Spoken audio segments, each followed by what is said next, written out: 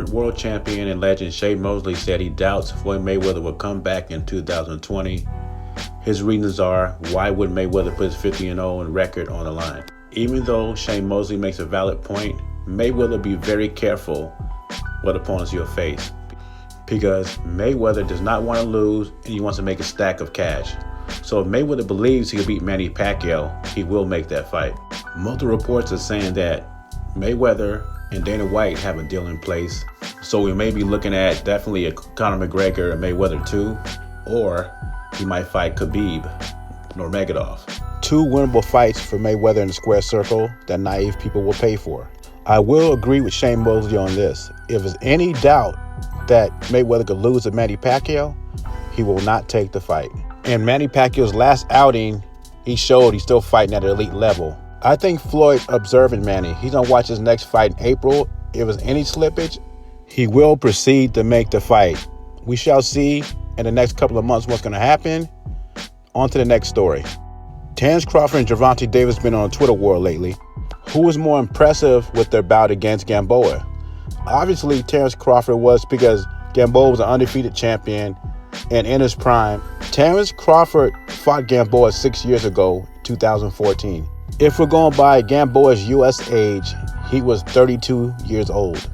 I believe he was 38 back then, and I believe he's around 42, 43 now. But we'll go by his U.S. age, and he was 32 years old when Terrence Crawford fought him, undefeated champion in his prime. And yeah, he hurt Terrence Crawford, but Terrence Crawford came back to stop him. And when you fight enough good fighters, you're going to get touched, you're going to get hurt. That's just how it goes. PBC elite or good fighters, I call them the PBC elite because they think they're elite. They pride themselves in not being hurt in a fight. Well, it's easy not to get hurt if you're fighting C-class fighters. The chances are less likely to get hurt if you're fighting C-class fighters. The Gamboa that Tank Davis fought was no good anymore. He was a shell of himself. The one Bud Crawford fought was still atop of his game, undefeated. If Gervonta Davis was elite like his fanboys think he is, he would have finished Gamboa in 5 or 6 rounds, especially with a ruptured Achilles. No excuse. Now, when I bring this up to the fanboys, I want to bring up Benavidez. Let's talk about Benavidez. Benavidez got shot in the leg August 2016.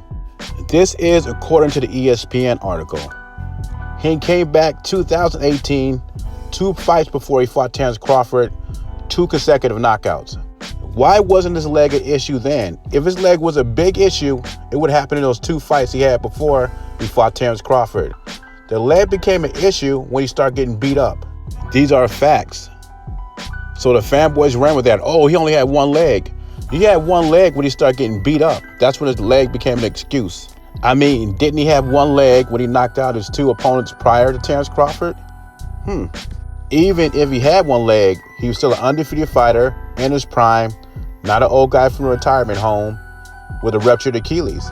Let me know your opinion about Mayweather fight in 2020 or the Gervonta Davis-Terrence Crawford saga.